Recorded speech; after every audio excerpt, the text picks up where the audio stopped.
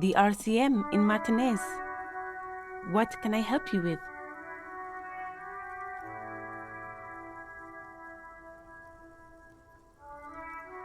We don't see a lot of police around here, that's all. Of course. What can I help you with?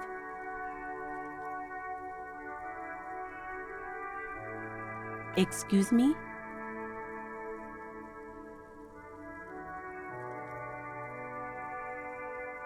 Oh, well, I didn't write it there. I'm just sitting here. Okay. Since the street sign's messed up? Okay. What do you need? There's the pier, the Cape Side apartment buildings, some more tenements. Not a lot, really. The harbor gates, some kind of commotion, I think. I don't follow the local politics. A fleet store, too. Some shops and a bridge. The canal bridge leads to the coast, but it's broken, I think. Some kind of accident, probably. Just coast. There's a little fishing village there, and a fish market. But it's just water. No, actually, I think they call it the Martinez Inlet. There are some islands in the bay, but they're hard to reach. No problem. Me? I am just a gardener. I am pleased to meet you too, officer. Me? I am working. I have a greenhouse in the yard there. I've been trying to get some work done. Well, as you probably know, there's a corpse hanging from a tree there. It smells pretty bad. So Don't worry, miss. We are here to clean it up. You can get to work soon. Thank you. My head is about to explode from all the salts I've had to inhale. Of course. I won't hold...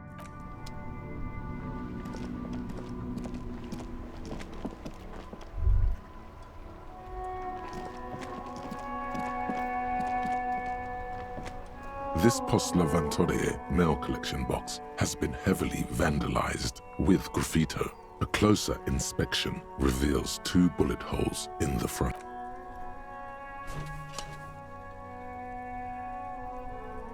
The box seems happy.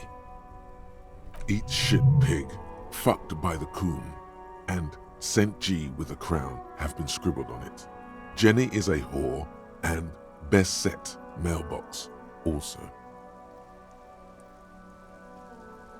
The mail collection box seems cathartic, thankful even. So do you. You shudder. Then you...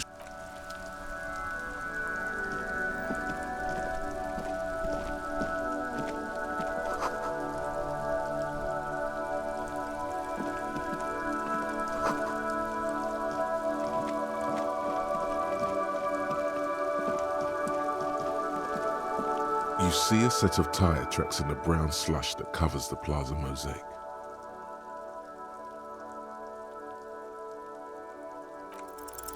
The tire tracks were left here by an unknown event that took place some days ago. It's a message, written in the language of burnt rubber. Some of that rubber stuck to the tiles right in front of the whirling in rags. This is point A. The driver started there, and then accelerated straight into the fence, left a hole big enough for the Franco-Nigerian cavalry, according to the cafeteria manager. The driver proceeded to back out of the yard, barely stopping before hitting the adjacent building. Before heading south, must have been in a hurry.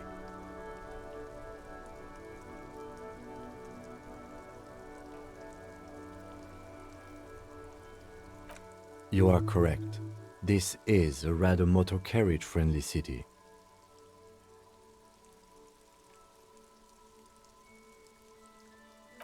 I'm not sure. There are plenty of traffic accidents waiting to happen in Martinez, with the jam right here on the roundabout. You could follow the track south. There seems to be a canal there. See where they went, if you find the time.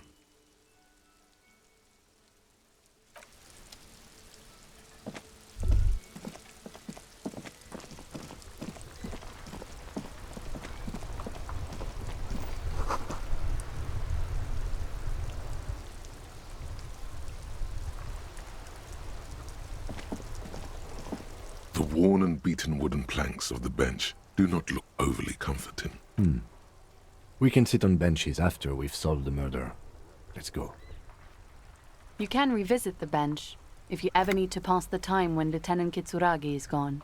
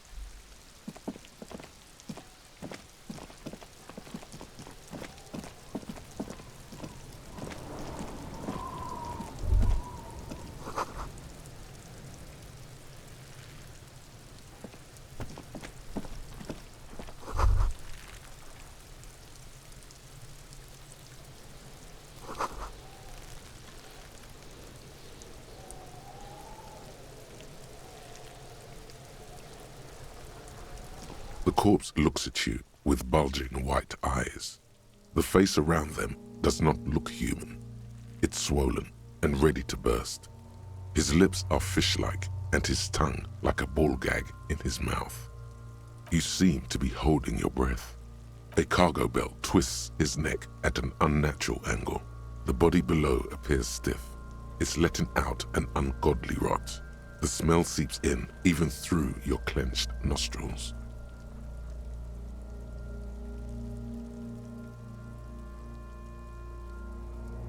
Active decay. It's okay to throw up, officer. No one is judging. He's about to blow!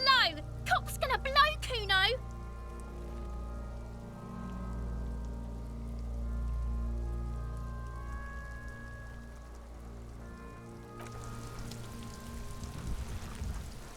Yes?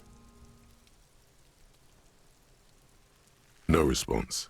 He's having trouble processing it, believing it even.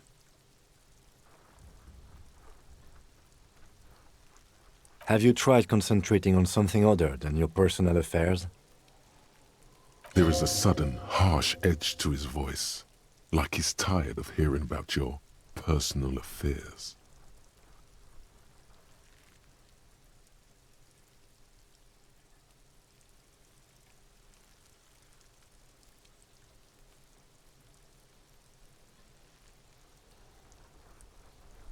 Focus on other people's troubles, not your own. That is a relief. A moment passes.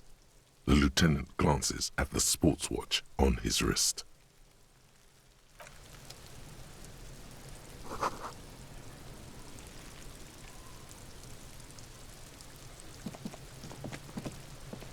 Kuno's got this!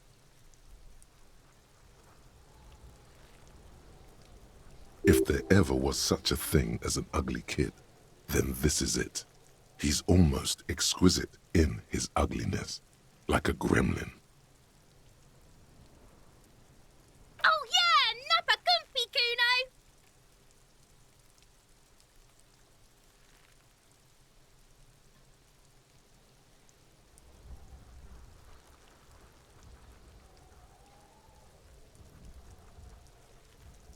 Can't talk, pig! Shit's coming up strong! Throwing rocks! Shit coming up strong. That sounds good. Joyous. You should hang out with this kid and see what that juicy shit is all about. I mean drugs. The kid's on drugs. Yeah, Kuno, ride the lightning, Kuno! Kuno's riding it, see? The rake, Kuno! You should throw the rake at him, Kuno! The fuck does Kuno know what a rake is?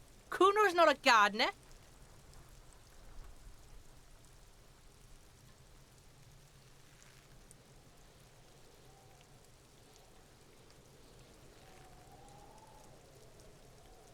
We shouldn't do anything. I don't tempt such forces. You will see. The language these kids are using, pure unfettered id. There will be no reasoning with those creatures. Fuck no! Kuno doesn't buy that shit. Fucking entrapment shit.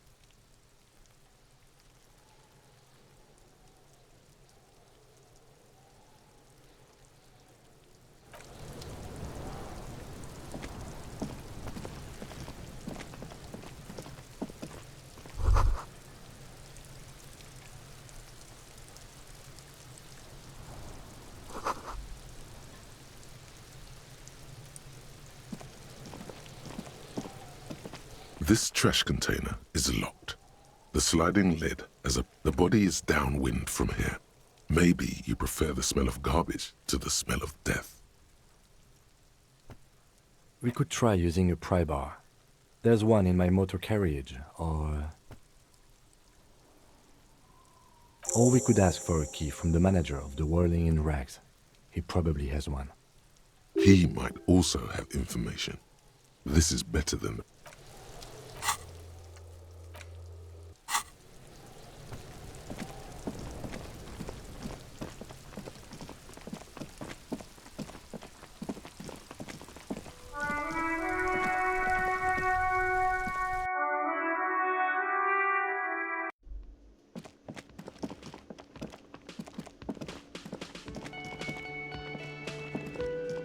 Can I help you? Mine? No, it belongs to the Whirling in Rags. Thank you for clearing that up. Why do you keep... Why? To keep the hobos and drunks out. That's why. And the neighbors too. They put that. I thought as much.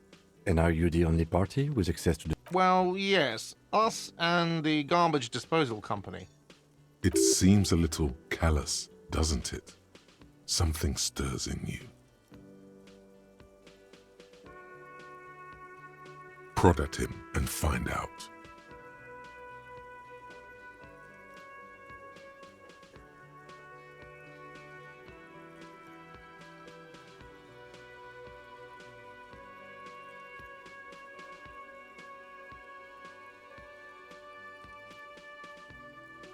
Callous?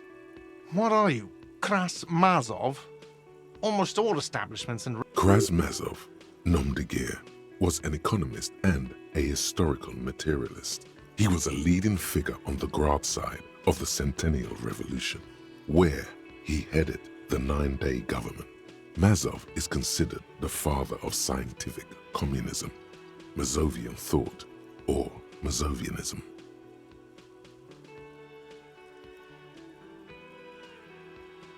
He killed himself. What are we talking about? Was this not about the trash container?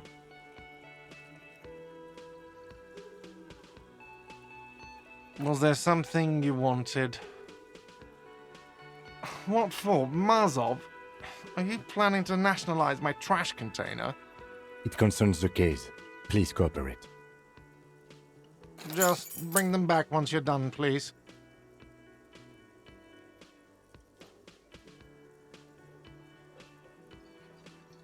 What thing? Yes, not the whole damn union, thank God. Just the nastiest and loudest faction. They come here in the evenings. Dumb, unruly types. Think they're big shit. But they're good customers. We should find out who this Lord faction is, occupying the booth. Loudness means talkative, and we need info. We don't. We have to wait. They'll show up sooner or later. Men get hungry, even striking men. If not today, then they'll be here tomorrow. There are these things called days. You sleep between them. He's saying they'll come after you've slept. Just making clear you got that.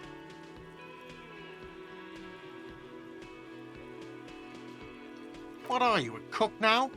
That's none of your business.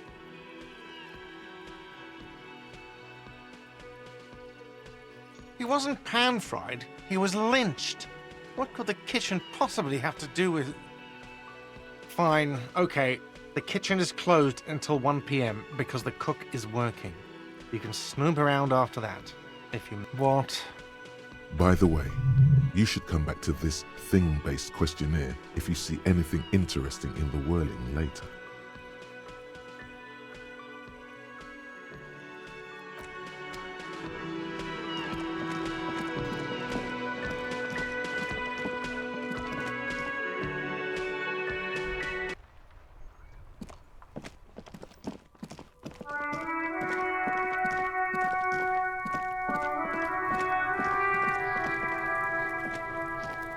This trash container with a well-oiled crack, the lock pops open. Don't. Maybe you shouldn't. Maybe you shouldn't. Of course you should. This is your time to shine, Hobo-Cop. Dive into that dumpster for extra content. The smell of rotten food rises to greet you. You see soggy cartons, dirty rags, and organic waste. We're just in time. This hasn't been emptied for over a week.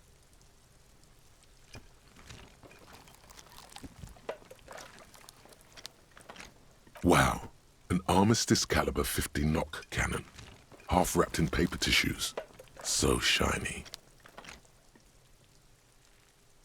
It's a giant rifle, and it's very expensive. Not as expensive as that fat string of pearls snaking. And is that Cordon Electric's preamp with Electra F2 tubes? It is. That catches quite a price. We're talking 12,000, easy, unless you're into hi-fi yourself. That's too bad, because none of those things are actually in there. There's just food waste and crisp wrappings. All you see is a broken mug with a racist depiction of the yellow man frolicking in saffron. Only in its social sensibility. You've acquired an interactable item. Investigate this item further by going to the Interact tab in your inventory. You see milk and egg rest with one broken egg in it. Some pasta wrapper.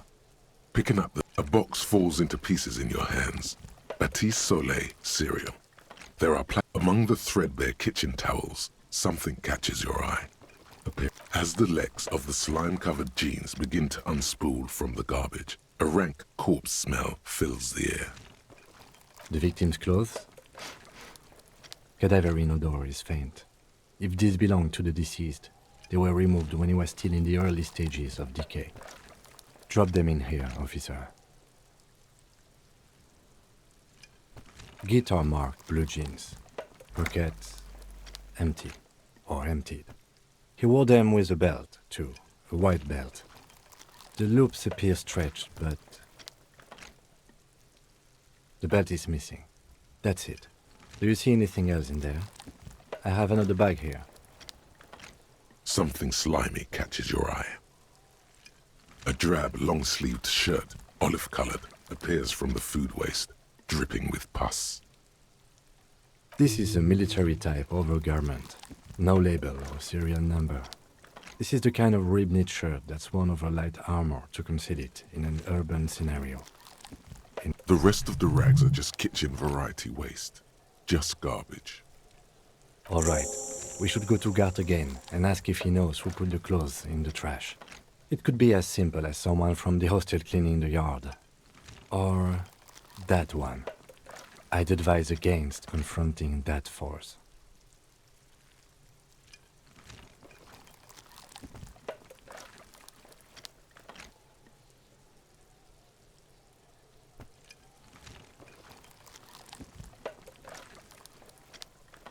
Not really. All we know is the victim's clothes are in the trash, the lid was locked, and his establishment had the key. It's just a small loose thread.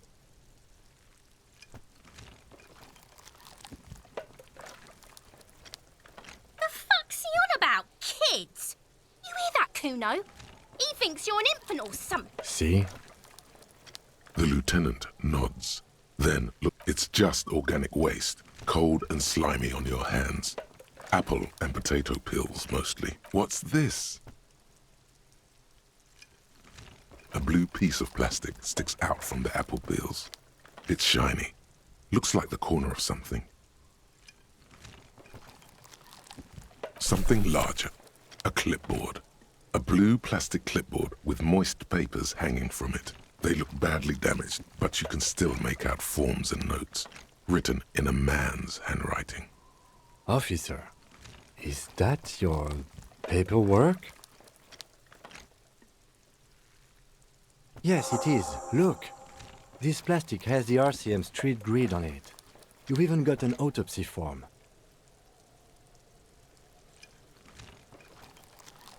If you don't mind me asking, how did this get in the trash?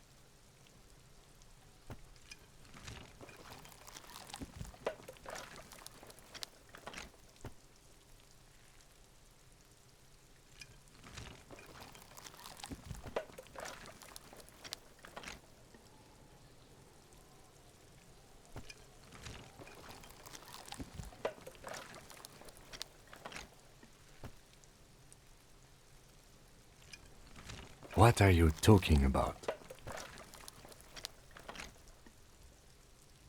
Doeth thou also thorough inventories? You should take stock of your notes. Make sure it's all there. Official notes contain informants' names. If some of it has fallen into the hands of the RCM's adversaries, bloodletting may well ensue. It would also not hurt to start taking notes on the case. Now, tell me what your eagle eyes see. Or are we finished?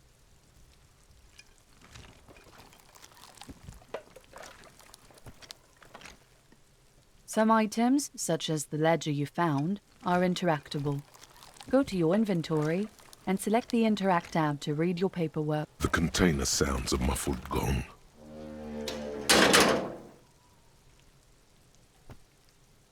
That's one thing off the list. I think we got it all.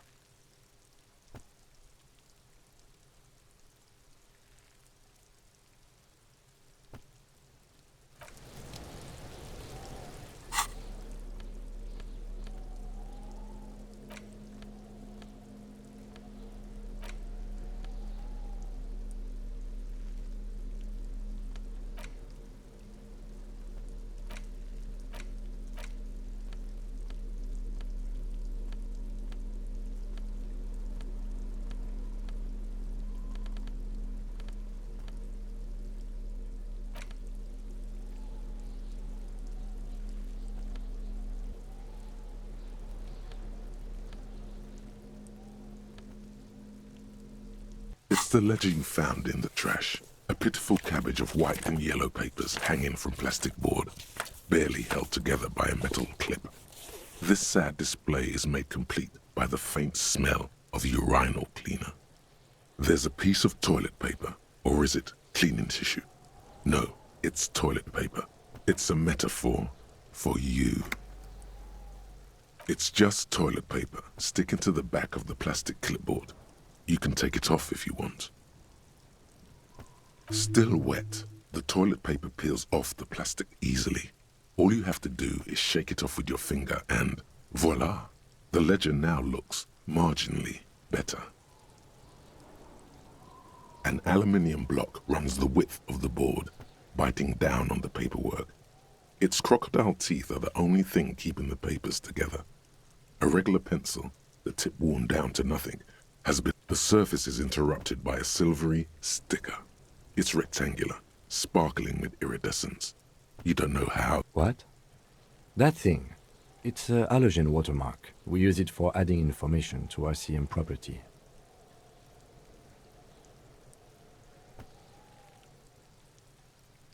Any capable light with the right wavelength will do.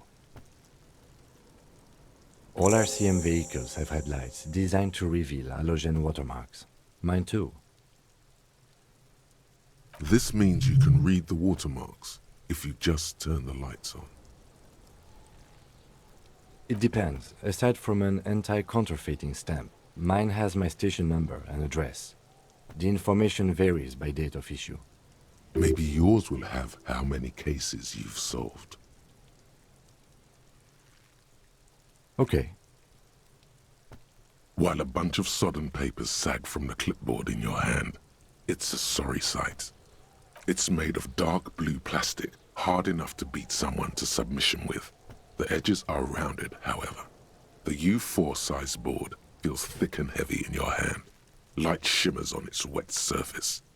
Something rattles inside, ever so lightly. Is there a hidden compartment? Permeables. It's not hidden per se. The compartment is made for permeable materials that would get damaged if something happened to it. The plastic shimmers like lapis lazuli, but it is not see-through. You cannot see to its center. With your hands, U4-sized pages hang from the clip screwed to the top of the board.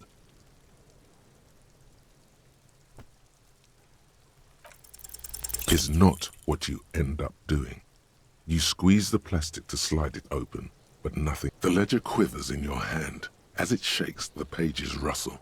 This pathetic mess, suddenly afraid of you for the acidic stench of rotting food is rubbed off on the cellulose. It now forms the base of the experience.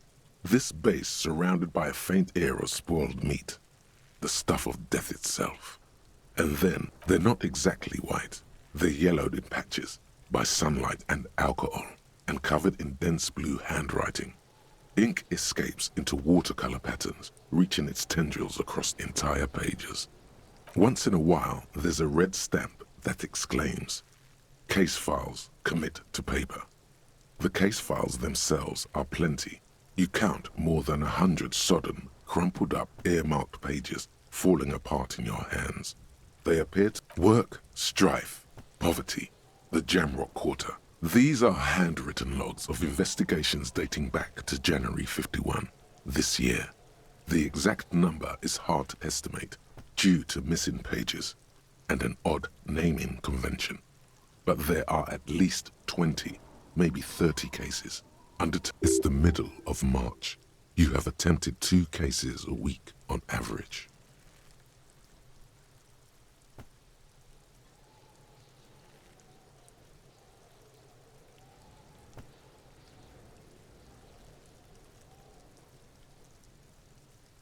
There is, for precisely one more. 15 pages near the end remain untouched by the damage. The checkered grid forms a structure of passages, breaking. Once all the tasks are accomplished, the case is complete. The tasks you've completed flow out of the kind green ape pen in a brash freehand similar to the rest of the letters. The wording comes easily. It's almost robotically simple. A language developed for mental rigor and simplicity. Inspect the victim's body. Interview the cafeteria manager. It's not exactly poetry, but poetry would be out of place. A satisfying slash sounds across the paper. Your things to be done and things already done. The composition of reality. This is an extremely useful tool for a detective of the citizens' militia. Now all that No, actually. Any ideas?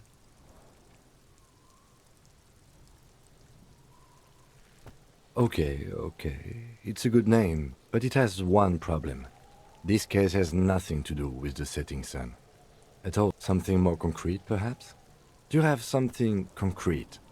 Mundane, usual?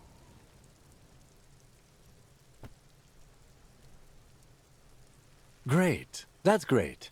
That's actually what I was thinking too. The Hanged Man. Good. I'm going to start calling it the Hanged Man.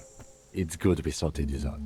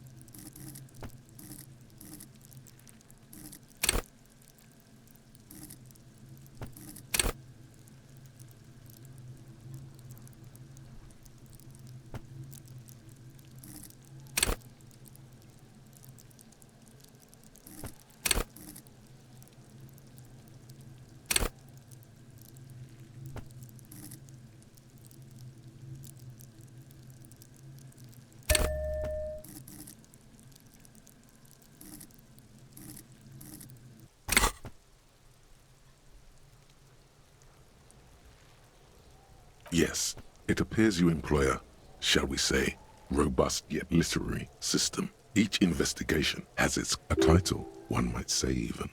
One that draws inspiration from snoop fiction and vespertine cop show staples. Yes, all caps. One is called The Next World Mural.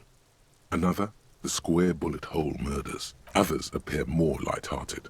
The guys on a couch in an unexpected location, and The Murder at the Hookah Parlor. Even the rare article-free collapse. It's going to take an effort to piece these case files together, but it can be done. Once you're done inspecting them up close. Yes, how very childish of you. In your and my defense, almost everyone in the RCM uses it. It's a holdover from the early days of the RCM, right after the revolution, when the organization had little idea how to do things. It persists in an unofficial capacity. Again, in your defense, I seem to have named one the man with the hole in his head. That was a real person. His death was real. Still, I named it that, to amuse myself. I pray his loved ones never find out. Rail spiked through the head. He died. It was a workplace accident.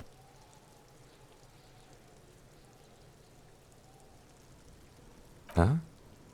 2 complex cases to undertake is a lot, yes. You really have to push yourself. I would not suggest it, lest you start making mistakes.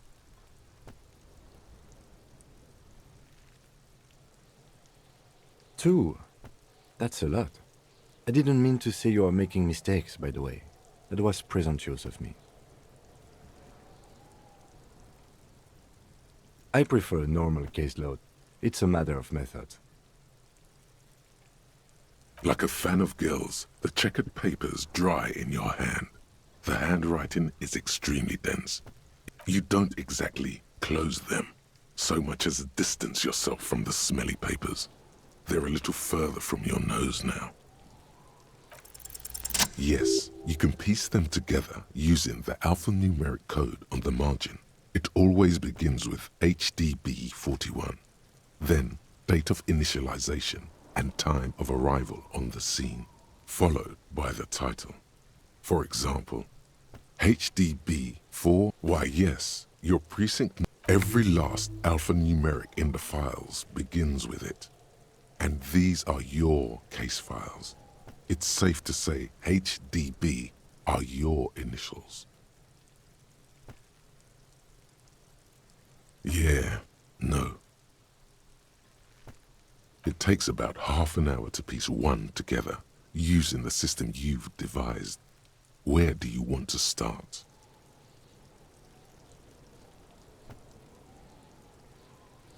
Not much has changed in the meanwhile. A bunch of sodden papers still sags from the clipboard. In the back, you see thin, translucent copier paper. Some neon yellow, some bright red, all covered in boxes, like mark. Then rip them from the binder and hand them out, according to type of form. 3. The topmost are misconduct fines. The middle ones are station calls. And the bottommost are, you don't have to be an intellectual giant to do police work. A monetary penalization ranging from 20 to 250 real. Severe cases allow for 1,000 real, but that requires special paperwork. But they appear pleasantly vague. These are quite sinister in tone. They give a date and time for the person to appear at the specified precinct police station. Below the call are the criminal charges you risk by not appearing. A dozen pages of thin copy paper, bright red in color. You see the parameters of a deceased human form waiting to be filled in. Yes, all that remains now is to fill those forms and hand them to people. Fines for wrongdoers. Into the rest of the stinking cellulose is much worse for wear.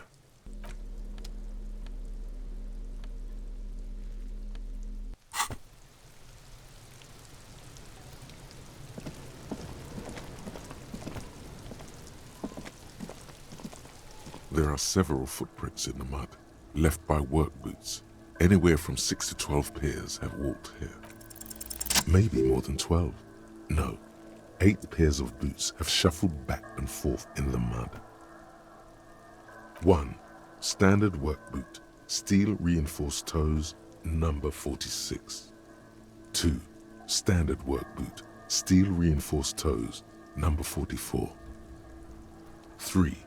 Hobnailed work boot, steel reinforced toes, number 43. 4. Standard work boot, number 45 or 46. You don't know. It's a miracle you can tell the prints apart as it is.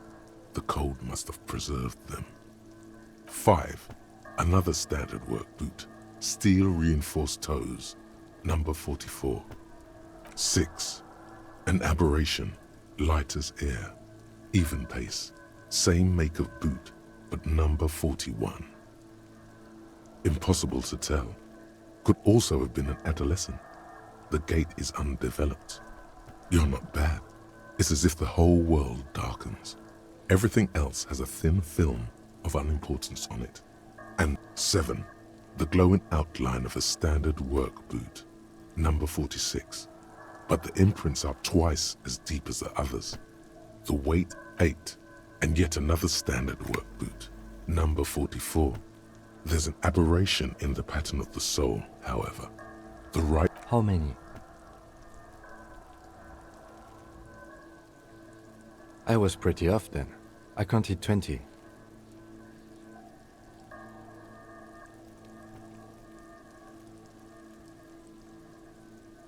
I never got the hang of it. Hyperopia. Do you see anything out of the ordinary?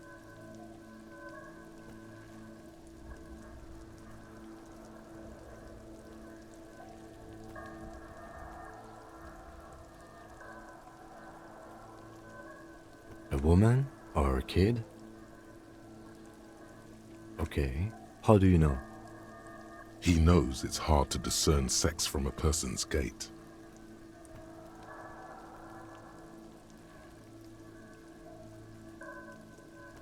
Understood. Anything else? 200? Could it be the combined weight of 2 people, one carrying the other who's tied up? Let's say a heavily built worker carrying a similarly built... He might be right. 200 kilograms of living weight is unlikely.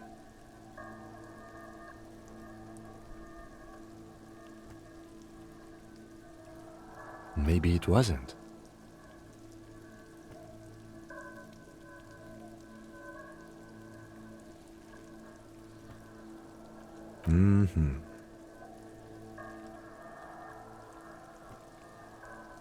Possibly, yes.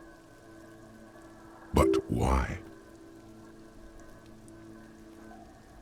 Yes, they could have used a makeshift stretcher or just march him up to the gallows.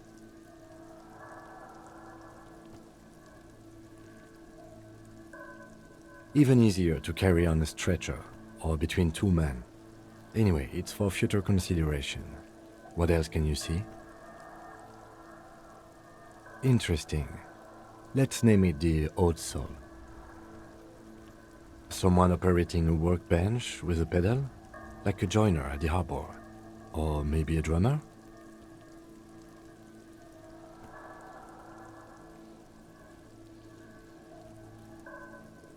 No, it's not. Forget I said it. We are not looking for a drummer. Perhaps it could be a driver. A driver would wear out the right shoe before the left. The accelerator is on the right.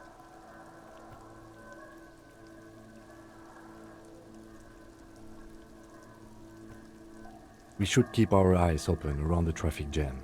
See whether anyone strikes out as a potential suspect. Seems prudent, no?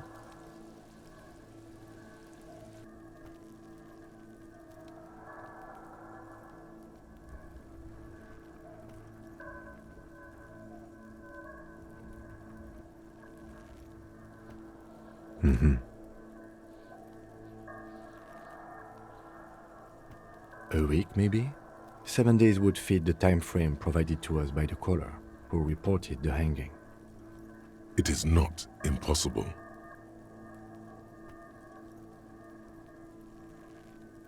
I pulled last week's forecast for coastal Havashol. 7 days below freezing. The day before, the day of his hanging, was the last warm day. Correct again. Sub-zero temperatures would preserve the tracks in a good state. The commotion here could have taken place a week ago. What do I think? A mob of people brought something heavy to the tree. One of them was carrying the victim. They shuffled around, especially under the tree. Then, after hoisting him up, they stood in a semicircle facing his direction. At first glance, this appears to be a lynching. Indeed, they all stood in a row here and looked at the tree. Yes, everything fits so well. Carried him over, hoisted him up, watched him hang. This is easy. The lieutenant's eyes narrow. He's thinking to himself. Either way, what else?